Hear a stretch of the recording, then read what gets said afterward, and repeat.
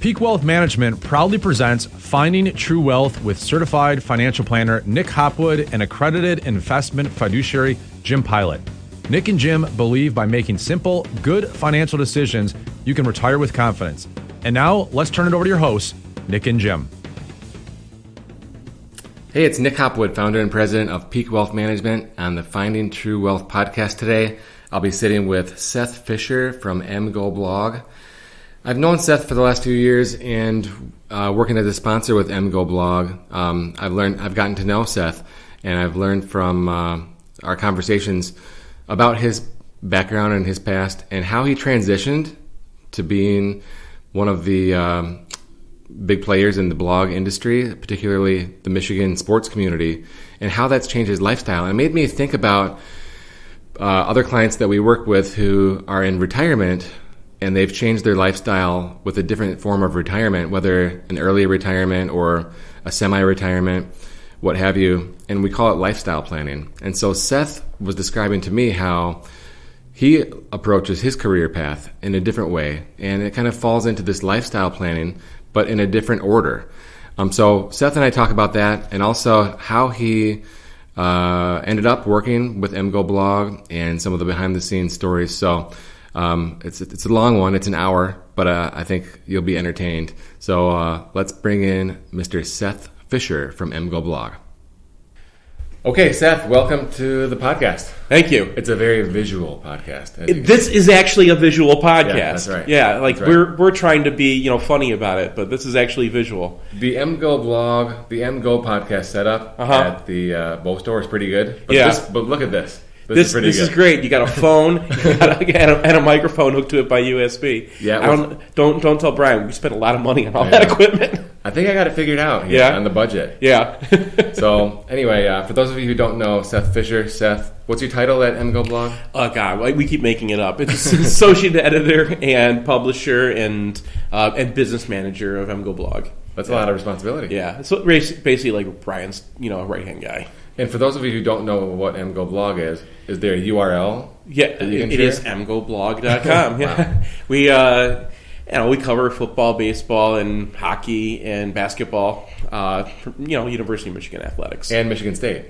Yeah, well, sometimes we cover them too. Okay, so Seth is here today to talk about the blog and his role and. Give us some insight behind the scenes and stuff like that. Well, yeah, and you asked me, it's a different lifestyle. Blogging for a living is a very different thing, and managing your lifestyle and managing your work when you have this entirely different industry that didn't exist. Yeah. So there is no you can't ask your father how you did this, or you can't ask people. Yeah, I'm kind of out in the woods trying to figure this out. So you and I started talking about it before, and you're like, oh, that's kind of something that people have to take into account when they're planning for their lives. Yeah, when I look at the topics that we've done on the podcast, we have like 5 or 6 that I lump into a lifestyle planning category, but usually it's more like retirement lifestyle planning.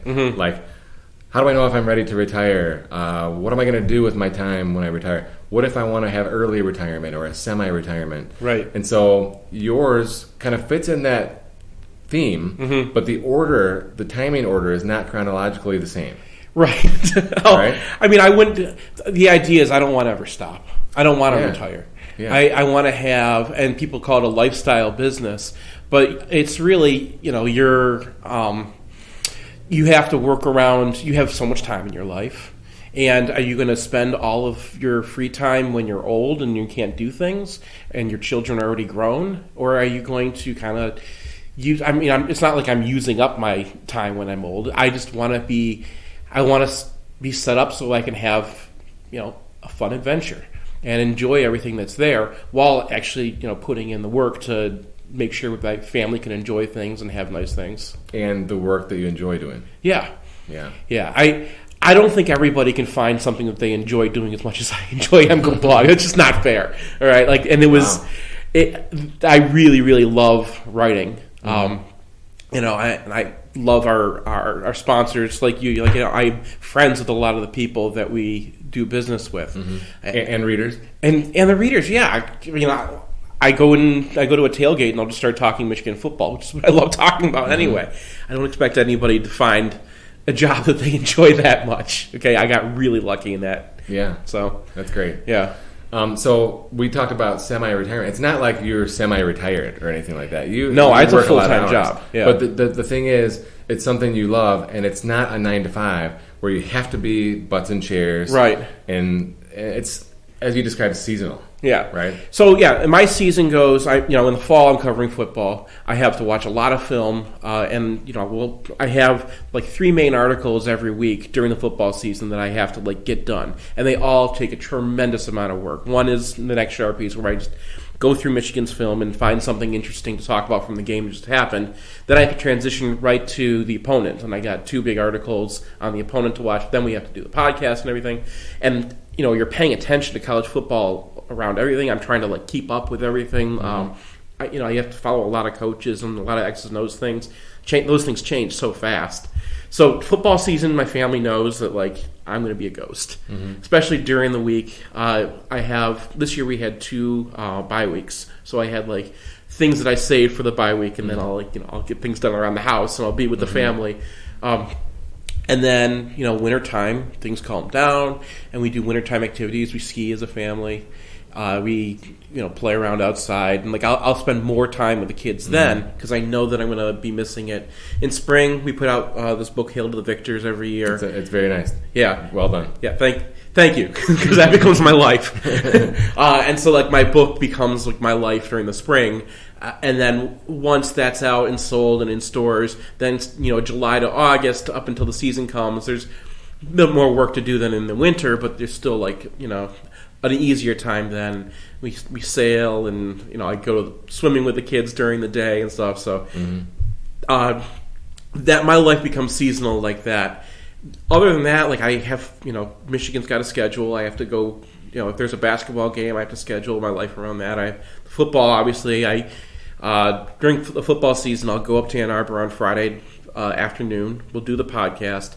I'll usually meet with somebody or go to a hockey game or something afterwards on Friday night. Stay in Ann Arbor at my cousin's. Go and tailgate, visit clients in the morning, and then go to the game, and then come home. And then, Sunday, we have the podcast, but because Ace came back, 4 people on the podcast was too much, and I live out of town. So you do the Friday podcast. So I do the Friday podcast, and then David and Ace and Brian sit on the Sunday one. So I have to do some prep for that. I the sponsors. I have to make sure the advertisements are all ready, and then once I can just kind of be done with that, and then take my daughter to swimming. And Sunday is my day with the kids when I can calm down.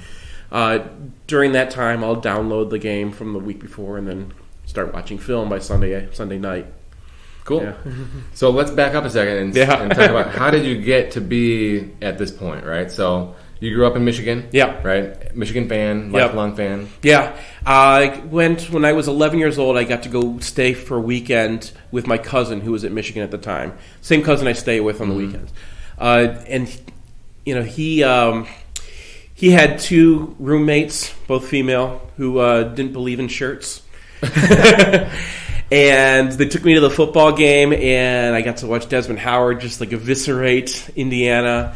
And then we bought a book on the street. It was the Alice in Wonderland, both sides through the looking glass. And I went and read that whole book while I was up here, and had hot cider at the Brown Jug, and a lot of good memories, huh? And pancakes at Frank's, and I was like, I got it. I got to do this. From that moment on, I was already a Michigan fan when I was a kid. We talked on the playground. Everyone would be like, "I'm Tony Bowles," right? And then that transitioned into heavy Michigan fandom after I visited in '91, and then the highs and lows. Yeah, and then by '95, I was just obsessed, absolutely obsessed. So. Okay, so I'm a year older than you, and I grew up in East Lansing, as a Michigan State fan. Right. My parents. That's what you say on our ad all the time. You're just it's true. So, but I got into Michigan. Okay, so the first time I went to campus was my senior year, and there was an older girl from our school that was an older sister of one of my friends, right? Yeah. So she hosted me for a night, and my first Michigan experience is actually going to a hockey game on Saturday night, and sitting in the and it was in '96. Yeah, '96, man, the best team. Yeah, right? it was a great team. Sitting with the children of Yost, and goalie Sid, right? And that was like the peak of Yost. It's all your fault. Yeah, it was awesome. Yost, it's never going to be like that again. Yeah. Okay, Yost was just an animal house back then, and no one would allow a college sport to get like that again. I mean, they were fighting it when we were in college, right? Yeah, I remember Red was making public comments about right, words and stuff. You know? The president and the AD were both kind of on our Lee case. Bollinger. Yeah, they were kind of right to be like it wasn't a place you could take your kids to a hockey game back then. Yeah. But on the other hand, being part of it and being the age that we were at the time, like there's nothing in sports like it. I think maybe the soccer teams that people get into nowadays are like that. But I remember coming back to school on Monday and just telling all my buddies about how awesome it was, So anyway, the first football game I went to was actually the Colorado game of '97. So okay, anyway, so you're a Michigan fan, but not a football player. No. So I was supposed to go to Seaholm High School in Birmingham, and I chose to go to Groves instead. I already had some friends who were there, and my mom researched and she said, you can do this. So I went to Groves instead, but they had rules about transferring and playing. Now, I don't think the rules were about keeping an untalented Jewish boy off the team. Sounds like a discriminatory setup. Right, it was supposed to be to make sure that everyone wasn't jumping onto one transfer schools. Yeah. Right, they were trying to avoid that. And they could have let me go. And these days, the rule's still in place, but these days they waiver all sorts of kids like that. They would not waiver me. So I went and joined. I spent 3 days on the team. I was playing offensive line. I was really enjoying it because I'd always been a small kid, and I was starting to get bigger finally. And I was really kind of having fun out there. And then coaches kind of sat me down and said, "I'm sorry, you can't play." Because you're a transfer, but we'd like to have you around the team. And I was like, that's stupid. I'm going to go do something else. Fortunately, I went and did newspaper. Okay. And that kind of worked out well for me. I could write about the team. I went out again the following year, but by then you had to be on junior varsity. You couldn't be on freshman when you were a sophomore. And everybody had been playing together for a year, and everyone knew their positions. And it wasn't going to happen. So I didn't make the team. So that was my football career. Very, very short. It was fine. I mean, my brother's got a messed up shoulder from his football career. And when people ask me, I'll be in a room with people, what'd you play? I was right guard. Oh, I was strong side tackle. What were you? I'm I played guitar. Yeah. Were you in a band in high school? In high school, it was just me and one other dude. And, and then in college, I was friends with a band that was trying to make it. We were trying to get signed. And it turned out they were way more talented than me, so I kind of got left behind the band. But I was still kind of best friends with all these guys, and we all lived together. And I was really focused on helping the band succeed. And then it came out of a joke, but one of the guys on the band, we were packing up all the equipment in Port Huron in the middle of the snow, and he goes, "Let's start an acoustic side project called Acoustic Side Project Less to Carry." So we had a little acoustic side project, and we did a tour around the Midwest called Acoustic Side Project Less to Carry. Nice. Yeah. Cool. So you were at Michigan from 98 to 02, right? Yeah, so I get to Michigan for orientation. I remember they had the Michigan Daily edition, for the freshman edition for Michigan Daily that would go out during orientation. All right, and so our edition in 1998 has the national championship football team picture, the Big Ten champion basketball picture, the national championship hockey picture, and in huge letters, "Ha ha, you missed it." Well, I gotta say, man, in '97 it was fantastic. I think we even won the but club soccer national championship too. Michigan won everything. Yeah, and right, but we were whatever, man. We're coming in with Drew Henson and David Terrell and Victor Hobson. Mm-hmm. We're gonna win. We're gonna get 4 national championships. Yeah, we were convinced that we're not gonna lose. We got Drew Henson. Did you go down to Ohio State for the 2000? Yes, I did. I was there. I didn't get to go to the game. No. No. The fourth 4th and goal. Yeah. Naked boot. Drew Henson to seal it. Yeah. To go up. It was like to go up 8 or 9. Mm-hmm. What a play. Yeah. Lloyd called that. Yeah. Amazing. His pass he like rolled all the way out to one side of the field and then saw, I think it was Terrell in the far corner of the other side of the end zone. Ohio State's like, you don't have to cover that guy. Yeah. Looking to the opposite side of the field. And like he lasered it over there. I've never seen a more incredible throw than that. Awesome. Yeah. Okay, so after school, like during college, what was your major? History. History. Okay. I was on the daily. Oh yeah. What's your Twitter handle? At Misapagan. Can you explain that? It means, all right, so it's a reference to Roman history because I thought I was going to be an historian. I thought I was going to go to grad school and do history. Mm-hmm. And so Emperor Julian is kind of like the hipster emperor of the Roman Empire. He's after Constantine. He tries to bring it. Late. Yeah, that's late. He tries to bring everything back after it goes Christian. He tries to be a big philosopher and a big intellectual. This is me in college. Remember, this is when I picked this name. And so he goes into this town, Nicaea, where everybody is a Christian and hates his guts. And they make fun of him. He's got a beard because, the Christians are clean-shaven and, the old philosophers had beards, so he has a big beard. And so he writes a play making fun of himself called The Misapagan, the Beard Hater. Oh, the okay. Beard Hater. And it's about, it's Emperor Julian making fun of himself to ingratiate himself to this town where they hate him. They hate his guts. And so the play takes off. And it's performed in Nicaea and Antioch, but no one gets the joke. Everyone thinks that it's someone is making fun of the emperor, not the emperor is making fun of himself.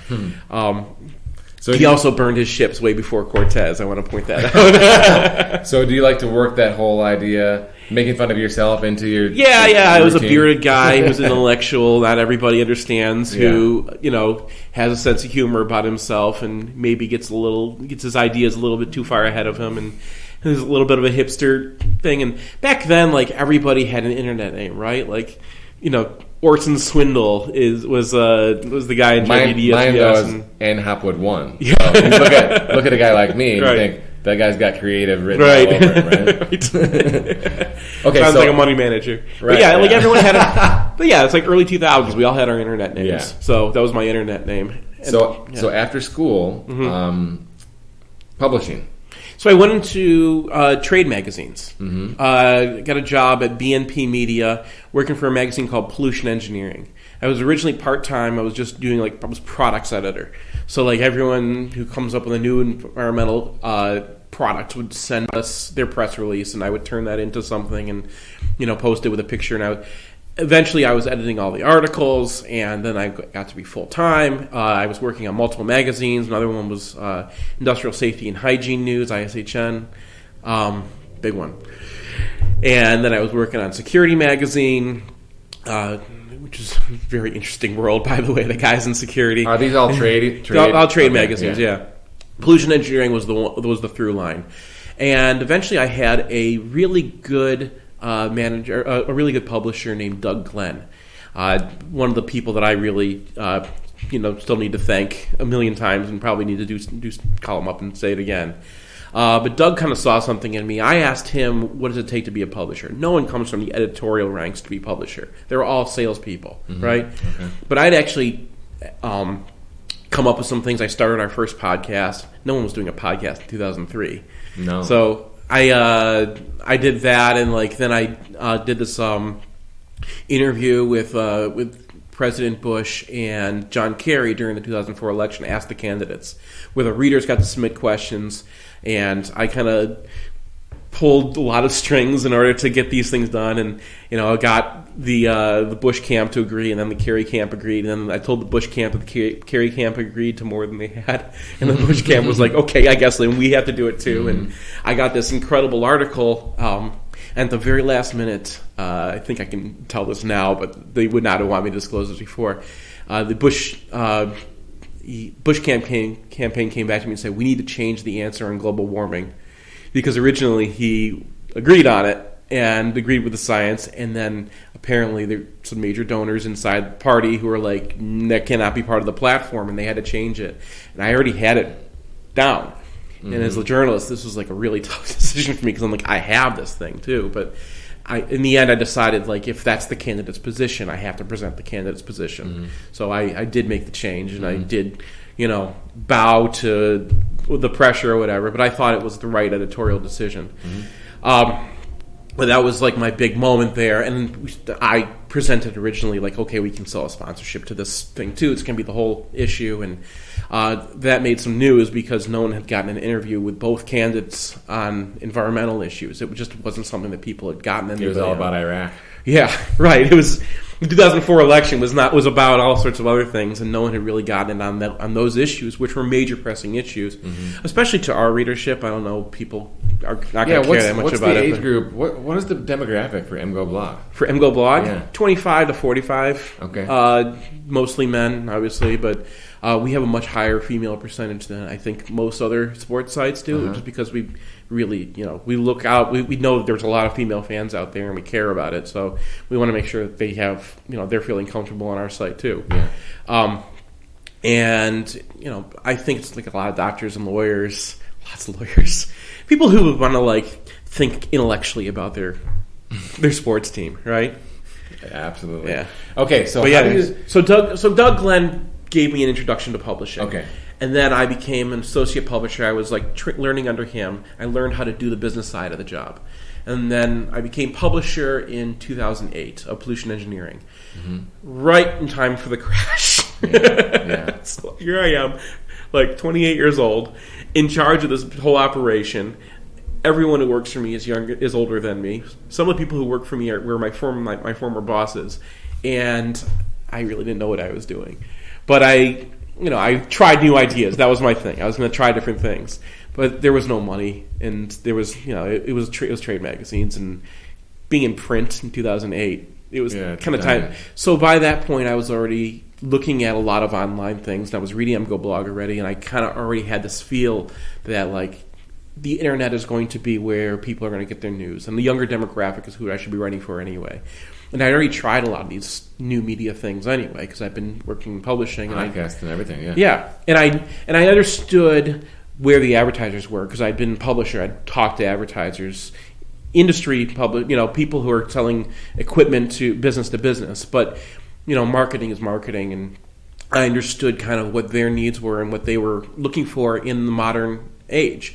So when internet marketing was brand new, newsletters were brand new, banner ads were brand new, I was there, and I was selling them, and I was setting the prices and setting the market and understanding what they were being used for. And I think that gave me a huge advantage in the blogging world, because there was this, I don't want to get too deep into the woods here, but there was just a massive move towards clicks and numbers. And everyone was just looking at the numbers. How many clicks do you get? How much do you get based off of that? And people forgot about all the things that they knew about advertising, which magazine advertisers knew, right? You want people to like you. You want people to know who you are. You want people to know what you do and what you don't do. Trust. Yeah, and you want to make sure that you're getting the right people to call you. You don't want to field a whole bunch of calls from people who are not going to be your kind of you're not marketing to them. So you also have to be able to get the message across, and you're not just going to get a message across with just a banner ad. Those can be very helpful if you know what you're doing with them. But you have to know what you're doing beyond the numbers. And because I knew that intrinsically, I think that really lent itself to when I was already kind of writing for MGoBlog on the side. I was writing diaries for Brian. And then one day, I know we were going to get into this anyway, so I might as well jump in. So I wrote an article about Cover 3 defense. I just read Smart Football. I was really into Chris Brown, and I was like, okay, I'm going to try some of this myself. And a reader named Steve Sherrick, who's a defensive coordinator, was like, who is this idiot? So wrong. He's wrong about everything here. So he contacts Brian. He says he wants to have a sit down with me and Brian.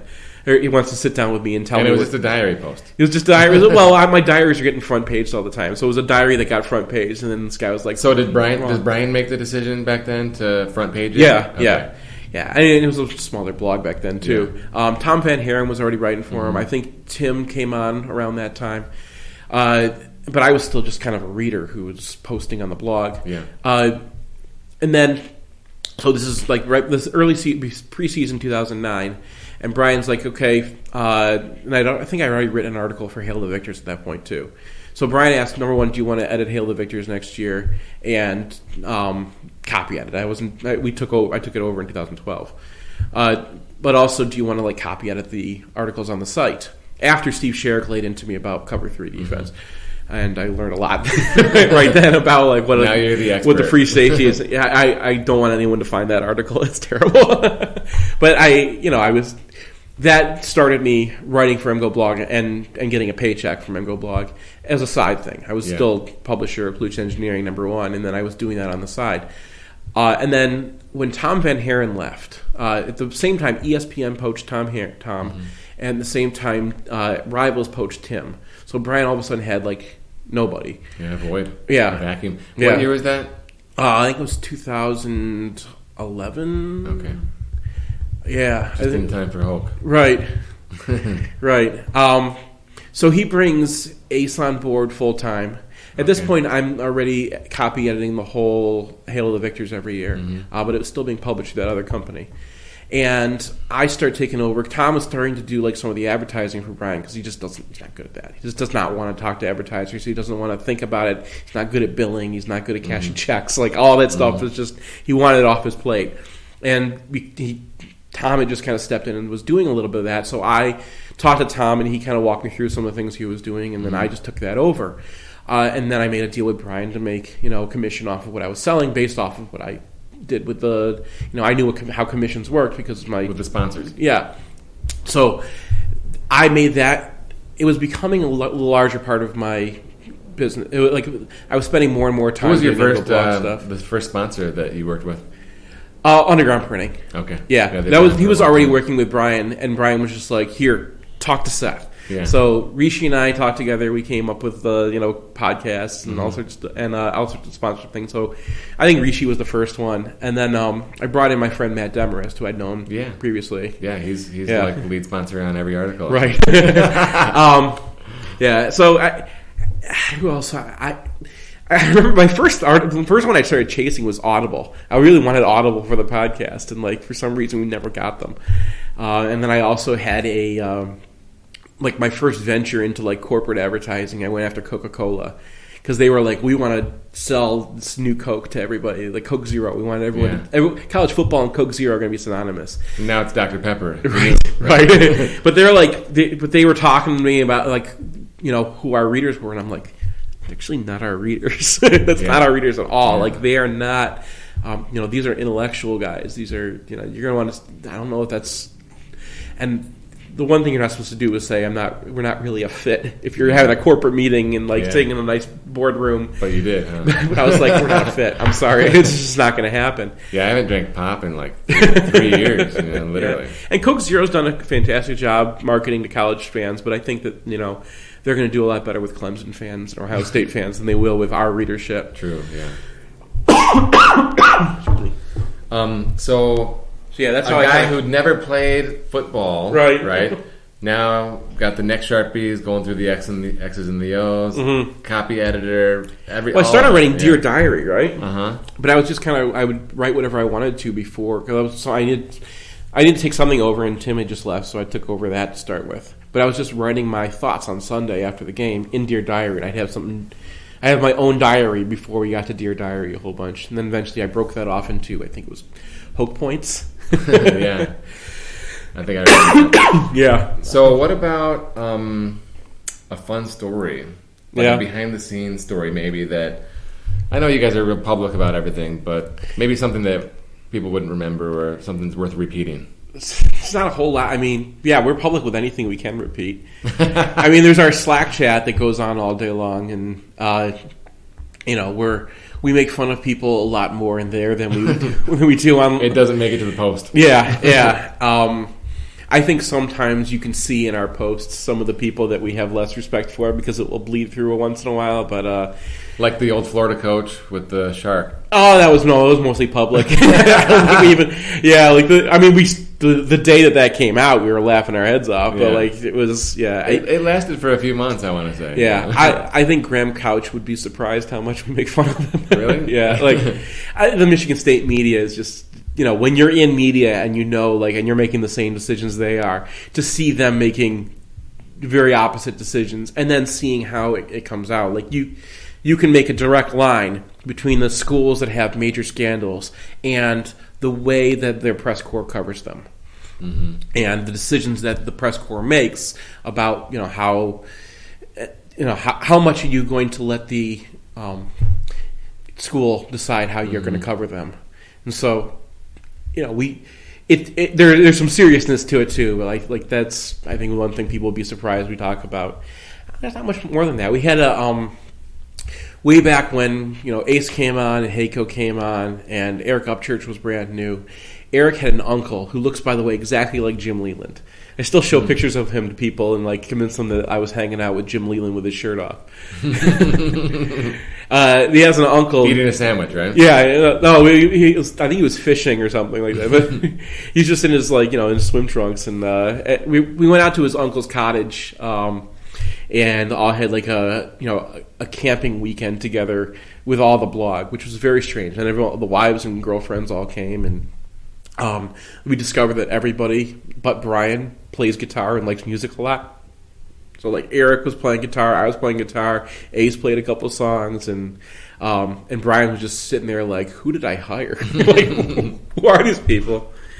Yeah. So one of the things that I find myself as a reader, right, not just a sponsor, but a reader, I think 2008 was probably when I started coming around.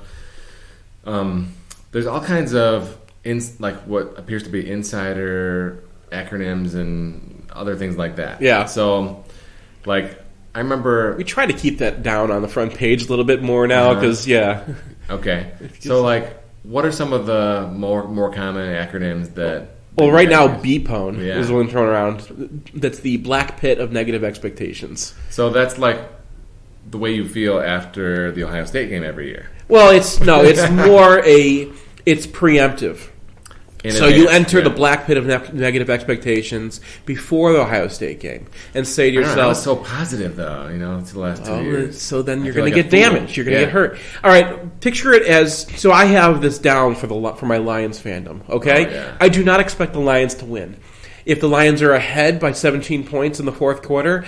I think to myself, I wonder how they're going to lose. How are they going to B-pone it? How are they going to... No. I'm already in the B-pone. Yeah. I'm in the black pit of negative expectations.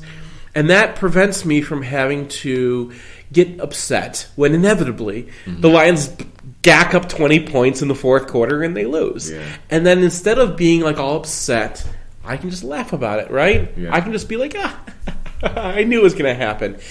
Now, the problem with the B-pone is if the Lions do win, you're not going to gather any, happiness from it. You're not going to feel elated. Mm-hmm. You're not going to jump up and down and high five your friends because the Lions just won. Mm-hmm. But you save yourself a lot of damage too. So that's what the B-pone is. You're sacrificing, you're hedging. Mm-hmm. Okay, I'm sure you understand I do understand. Right. Yeah. So you are mortgaging some of your future happiness, earning potential, in order to ameliorate the damage that the inevitable loss to Ohio State is going to bring to you. Is it inevitable? Yes. Yeah, feels that way. They have the number one recruit coming in again this year. Zach Harrison's going to be the next Chase Young, and then the guy they're bringing in after him is going to be the next Zach Harrison, and it's going to keep on going. Someone wrote yesterday somewhere that Chase Young is coming back. I'm like, no way. That would be ridiculous. No. He's going to be the number one pick, right? Yeah, he's not coming back. No. Easily top 5. Yeah. But winning is going to... That's the thing about college football is winning's going to bring winning, right? If Michigan beat Ohio State, I can't tell you how good it would be for my business. Okay, so now Alabama, right? Yeah. So, you see the Alabama matchup and you're like, ugh, again. But then you're like, well, there's nothing to lose, right? So if we play tight, if we win... well, you remember. So let's go through 2 Florida Bowl games of recent vintage, right? Yeah. 2015, Harbaugh. We smoked them because they're about to fire their coach. They're not playing for anything, right? Yeah. They're like Michigan was when we went to that bowl game with Rich Rod, with the Mississippi State. Yeah, who cares? No one cares, right? And we smoked them because Michigan is out there to prove something. New coach, new program. We're on our way up. We're going to go and show everybody what we got. And then the second game against Florida, we have this horrific game against Ohio State that just destroyed all of us. That was the JT spot game. Yeah. No, I'm talking about last year. Oh, I thought you were talking Florida. about... So after Michigan has this great year, this great season, we have the revenge tour. Florida State in the 16 game. So the Florida State game, that was fine. We were up for that one. Peppers gets hurt right before the game. It's so weird that people still think that guy, never seen someone so upset that he couldn't play. He couldn't play. Really? He knew he couldn't play. I thought it was like half and half. Who knows? That guy, I've heard from people who were there, and multiple people who wouldn't have lied about this, that he knew he couldn't play and still came out to practice and tried to make it happen anyway. Yeah. And he was going to take it to the very end because he wanted to be in that game. That was the Florida State game. That was that Florida State game. Now the Florida game last year was we're a top 4 team against Ohio State, a 3-point favorite in Columbus, and they get blown out and choke it out. Yeah. So after that, everyone goes into, who cares, right? And a lot of the NFL prospects we had who've been playing injured all year, there's no reason for Gary to hurt his shoulder anymore at that point. Gary sat, Bush sat, Higdon sat. Yeah. And then we also lost our defensive lineman in the beginning of the game too. So we're down to Aiden Hutchinson starting at right end, and you can't. Michigan was injured, but also there's just a level of not caring, right? And so we got hammered. My point is, with the Alabama game, if Alabama comes in and who cares? There's a parallel. Right. And Michigan is well, we got something to prove. Nobody's sitting out this game. So maybe they could. I feel like there's a ton to prove. I mean, my B-pone is managing my expectations. And you should have your expectations should be managed because it is Alabama. Yes. And Alabama has. They're still outstanding. They're still. Yeah. It's just. It's talent on the field matters so much. You can't change that. Was it the Dallas game against Alabama 2012 that or one, 11? yeah. So I was there. Okay? Yeah. And it was 35-0 at halftime. Okay. And they sell beer inside the stadium.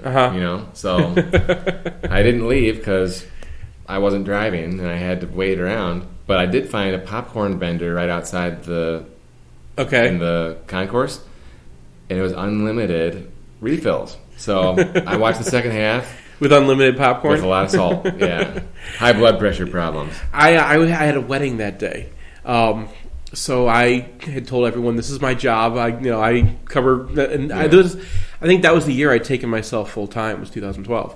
So I was like, this is my job. So you got to skip the wedding. Yeah. So I'm going to go to the wedding, but except for the ceremony and when I'm needed, I'm going to be in the bar watching the game. And I made sure everyone understood this is my job. I have to cover. What did Rachel have to say about that?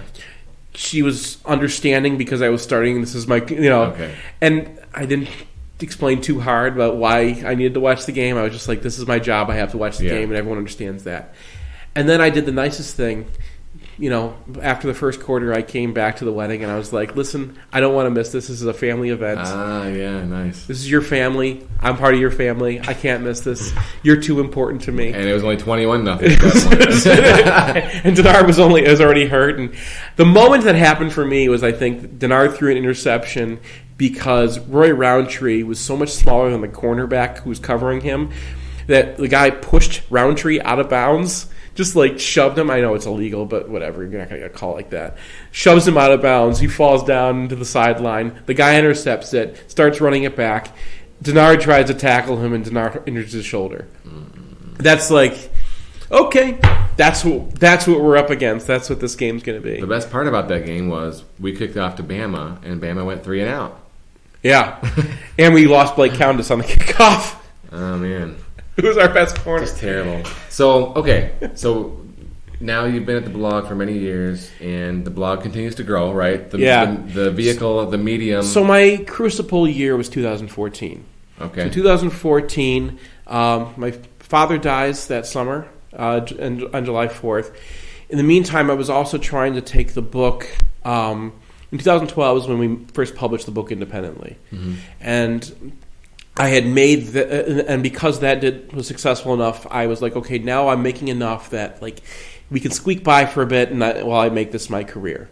And part of the plan was I was going to expand the book idea. So I was going to do one for Penn State. I was going to do one for Ohio State. I was going to do one for Notre Dame. I was going to do one for the Chicago Cubs. And they're a company we had been working with who like way over-hedged themselves and was just owed everybody money. Our book was the one making the money, and they didn't pay us. And we had to go pay all of our writers out of pocket and didn't make anything of it. So before even that happened, I was like, these guys suck, and I don't know how to publish a magazine. So we took 2012 independent, and I was running it.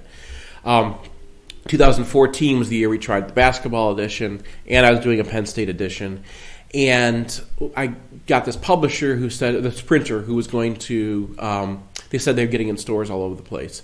Instead, all they did was ruin all the relationships with the stores that I had already, held on to the books until August, and didn't get them to people until like the day before the season started. It was a total loss. And I took a huge personal loss. That year I made less. I lost money at my job. And, by this point, my wife has, her career is just starting out. And, we're looking at how we're going to afford things. We just bought a house, and we have just had a baby, right? We just had a baby, yeah. We had a baby that March. And my father had just died, and that was, devastating me too. And I was kind of looking at it and we're going into the 2014 season, and then 2014 season sucks. Oh, it was awful. And what was it, 5-7 or something? Yeah, it was. I mean, it was the Brady Hoke and Firebrand and everything. And Gardner's senior year, right? All these. Yeah. And it was a miserable season after I had a miserable, horrible year where everything felt like it was coming apart, and I was trying to make all this stuff work.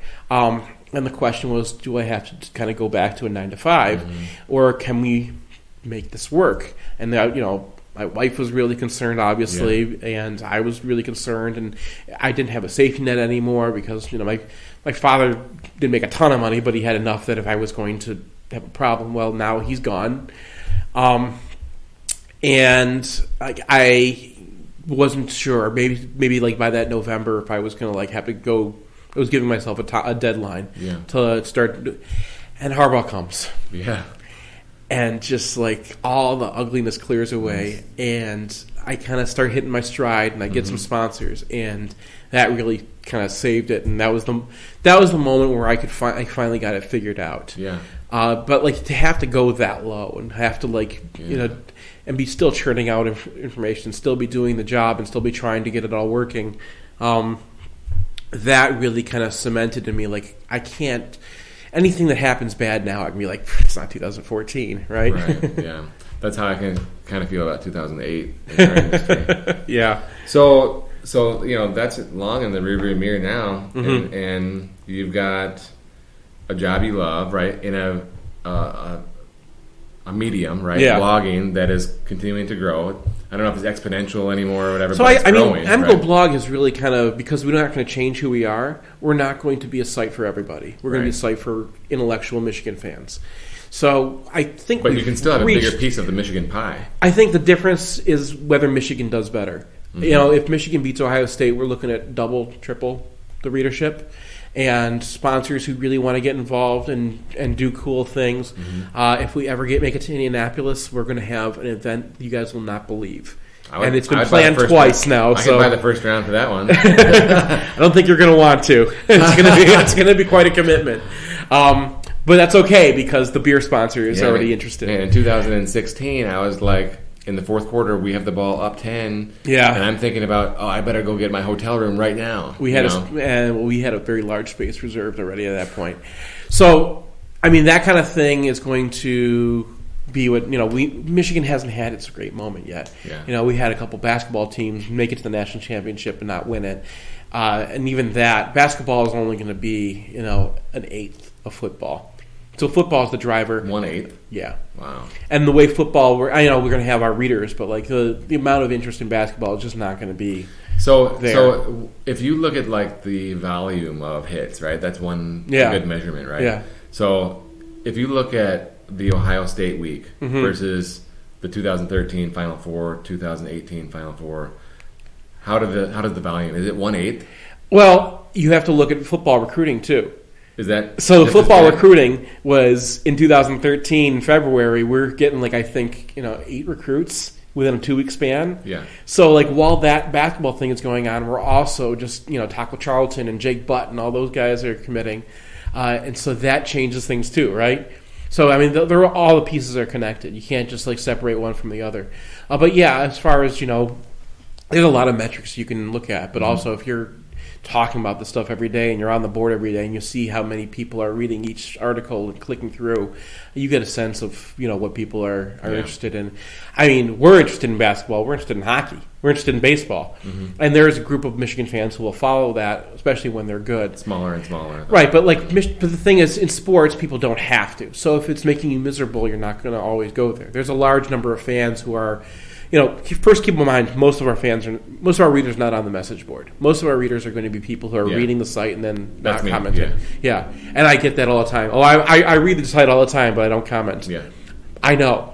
Yeah. we have very detailed numbers on that. Analytics. I know I know how many people are commenting and why and when they are, and that's a different, an important part because that's a lot of your core people are going to be the commenters.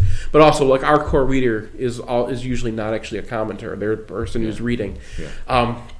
And then the lift that we get, the numbers will go up when people are really excited about the team. Yeah. So, we're going into an Ohio State game that we think we're going to win 2016, 2018.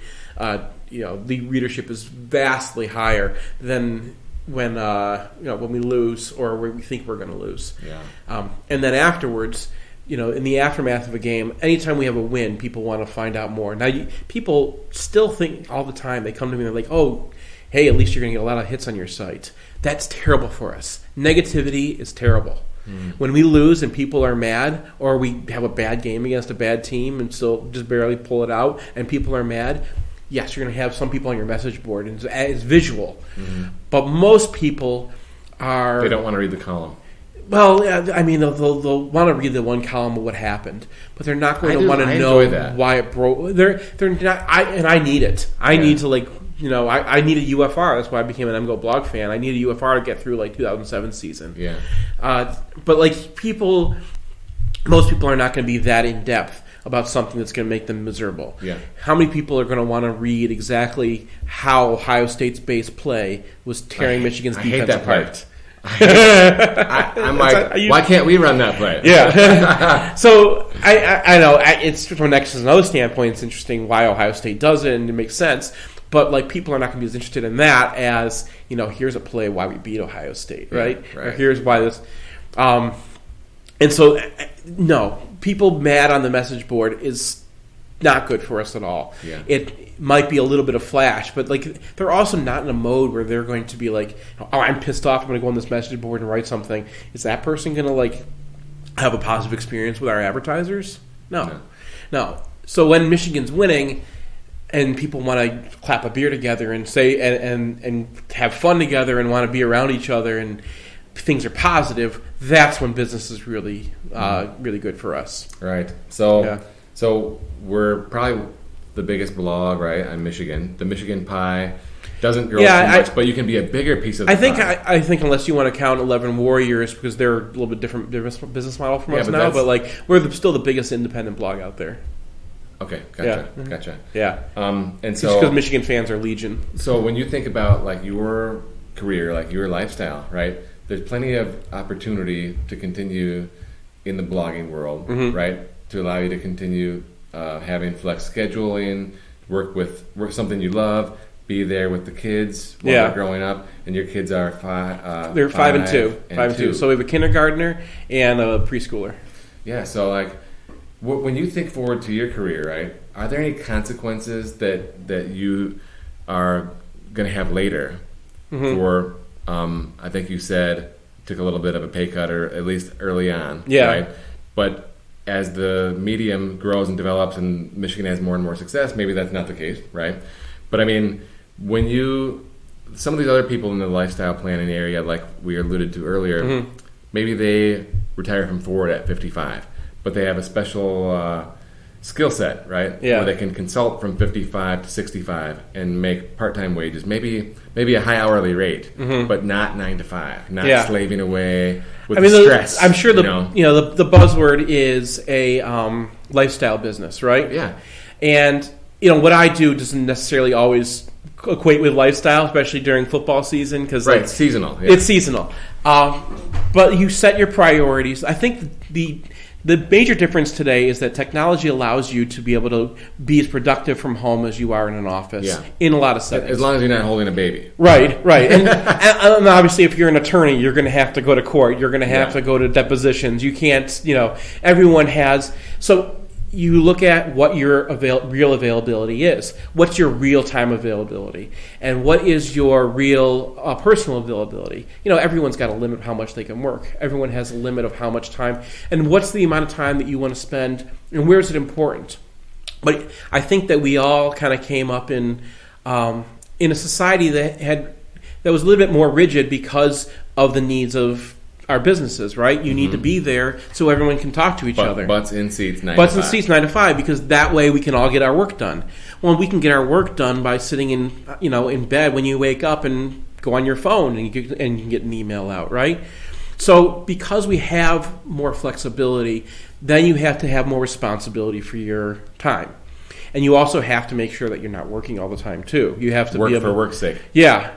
And everyone, especially in a small business setting, you're going to have a situation where if you're not working, anytime you're working, you can be making more money, and anytime you are, you're not, right? Yeah. So you have to balance that too, and you have to balance your own expectations for yourself. Really, for me, it started with, first of all, I want to be able to work from home, and working from home means the kids are going to be there, but I also need the ability to work when I need to work, right? So we have a babysitter. And the babysitter, we knew that we wanted to get someone who was part-time, somebody who maybe has another job like at Starbucks or something like that, and is not doing us all the time, not there 9 to 5 either. And we're really fortunate to have a great babysitter who has a lot of flexibility in her life. So that helps a lot with the young children. I think as they get older, it changes because my oldest is in school now, so that she's gone 9 to 5 anyway, right? You're 9 to 4 anyway. But I can plan time into my life now where I can spend time with them. I can go and have lunch with my kids during the day. I can be the person who picks them up.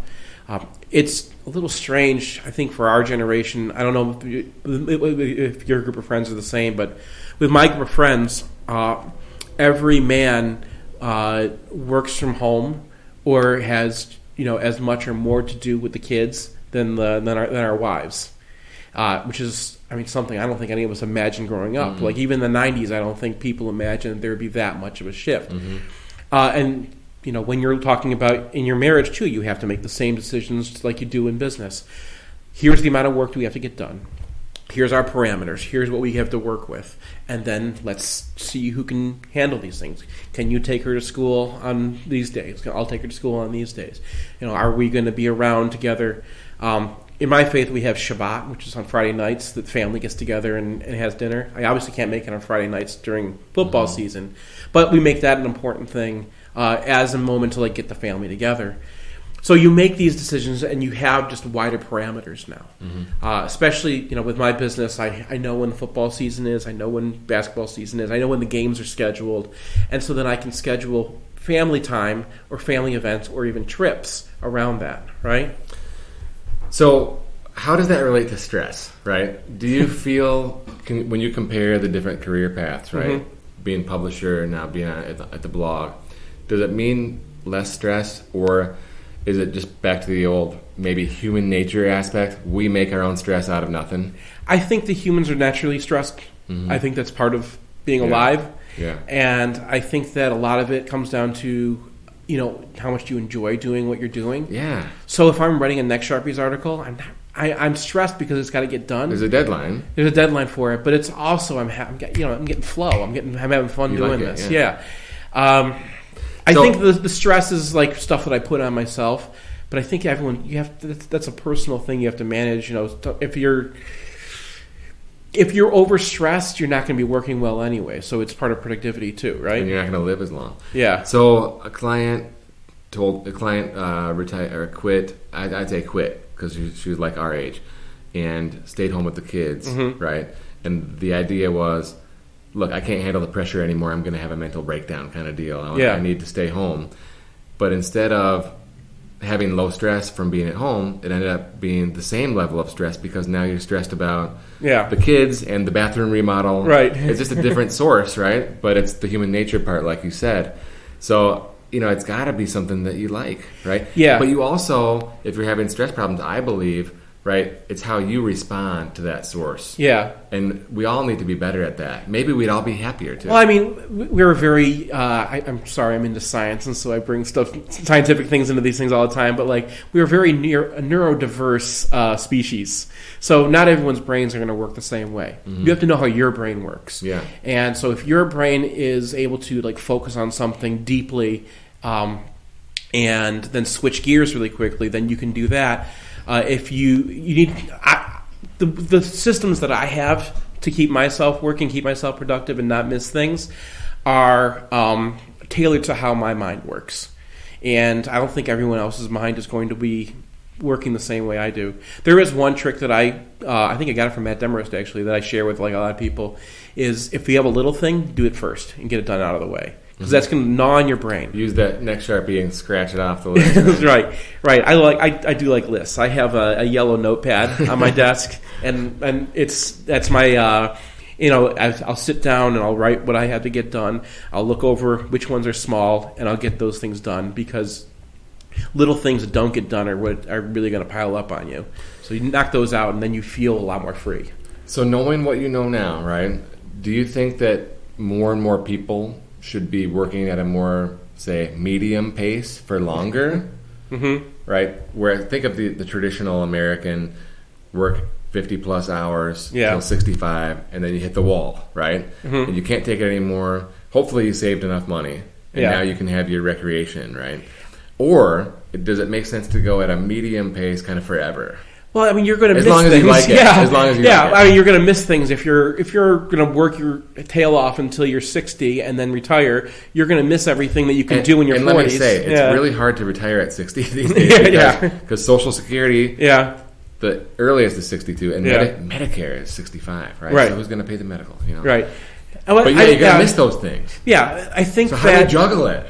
So I think you have to back up, and you have to look at you can't look. Don't create walls that don't really exist. Don't because things have always been done a certain way. Because people always went to work 9 to 5, and then they retired at 65. I don't think you have to look at your life that way necessarily. Now, if you are someone who likes structure, and that's a structure, then that works for you, and use it. And don't be mad at yourself for using it. Don't be upset because you're taking what's good for you and living in a world that works for you. Also, don't expect everyone else to necessarily have to do that. But you have to know that your parameters are not necessarily what they always were. You probably have the ability to work from home more often. When you're working from home, you have to have some parameters there too. Daddy's door's shut. He's working, and the kids know not to come in and bother me. Daddy's door is open. You can come in and get a daddy hug. Or you can use a Tuesday if you have a preschooler to take the kid to a park and walk around. You just have to know that you can also work late at night. Yeah. You have to know what your parameters are and know what works for you. And it's not always easy, but you have to know that all these things are important. And you can't just don't just be don't be a workaholic. It's an easy thing to say, but once you remove that structure, it's really hard to start prioritizing things. So you need a priority tree, and you need to know what your availability is, and you need to know what you're capable of personally. Start with that, and then start filling in the blanks, right? You have this huge pool of time before you die. You can extend that by being healthier. You have an X amount of time with your kids before they're grown and not going to play with you anymore. And you need to plan. So you need to plan that kind of time in them. You need to be doing things for yourself and your family, just paying the bills, figuring out your retirement, thinking long term. That has to be planned into what you're doing. So you now have to think about all these parameters, which if you just kind of follow the old structure of going to work 9 to 5 and then do your taxes at this time and all that, if you follow that structure, that will work. If you break from that structure, you find you have a lot more ability. You still just got to get the same things done. It's the same pieces. You have to have the discipline. Yeah. But I'm saying you're going to break apart this whole puzzle that was put together before, and then you can put the pieces together in different ways. But make sure all the pieces fit. Don't don't leave something out. Yeah, from a structural point of view, you have to make sure that it works for all the goals in your life before you start diving in. Right. Yeah. But know where your parameters are, and they may not be where you think they are. Right. You may be able to function working at night. Maybe you don't function at night. Yeah. You have to look at it from a perspective of like, what do people need from me? What do I need from them? When do I have to be available? When do I not have to be? I think you can look at it from a perspective of you need to take some time for yourself. You're not necessarily going to always be able to have that time to yourself, but you need to have that planned in. So what I do is I just have activities that I know we're going to do. We have a sailboat that my dad left us that we go sailing with the family all the time, and that takes care of family. That also takes care of need to like break away, like the phone's off. Yeah. You're out there. If Les Miles needs to be phone called right then, I can't deal with it. I'm sailing, right? Exactly. But people need that, and I think that because the internet allows us to work when we want to work. And certain jobs allow us to work when we want to work. That makes us responsible for a lot more time than we were responsible for before. If you take that responsibility and you take on that challenge, you can find a lot of things that you didn't have before that are of real value. Yeah. And I go back to like my friends and I, none of us imagined being on the ground fathers who were going to PTA meetings and going. I went to my daughter's kindergarten and read 3 books to them the other day. Cool. Like, that kind of thing, I never imagined myself having the ability to do. But when you find you can have that, like you have opportunities to do things that are amazing amazingly fulfilling as a parent, as a member of society. You can do a lot of things that you didn't think you could do before because you've gotten rid of, a commute to work or sitting around in an office with nothing to do. Like there is time out there, but you just have to take responsibility for it. And there you have it. We've got a little MGoBlog action from Seth and a little lifestyle planning from Seth. And I think about that kind of stuff as it relates to me, and I've got a couple things to figure out probably. Yeah, I think we all. This is an ongoing process for everybody, right? We're in a brand new world. Our generation is not living in the same world that the previous generation lived in, right? And some of the structure that we used to have, we don't have anymore. So, look at what, take stock. Mm-hmm. I think this is what you tell clients to do too, right? Take stock of what you have. Yeah, you got to look at the inventory. Look at your inventory and look at what your capabilities are, and then you can kind of sort things around and move things around, and then suddenly you have the ability to do some things that you didn't have the ability to do before. And God, I did not know I was going to enjoy reading to kindergartners as much as I did. Last week we went to the little Christmas play, like the holiday play, and like 100 little 3-year-olds come trotting out. Yeah. And it was just the cutest thing. Just adorable. So I can relate to that. So yeah. Seth, thank you. Nick, appreciate you joining us today. I appreciate you and appreciate everything you do for the site. Thank you. Keep up the good work. Yeah. You've been listening to certified financial planner Nick Hopwood and accredited investment fiduciary Jim Pilot on the Finding True Wealth podcast, sponsored by Peak Wealth Management. You can learn more about Peak Wealth Management by visiting peakwm.com or follow on Twitter at nhopwood1.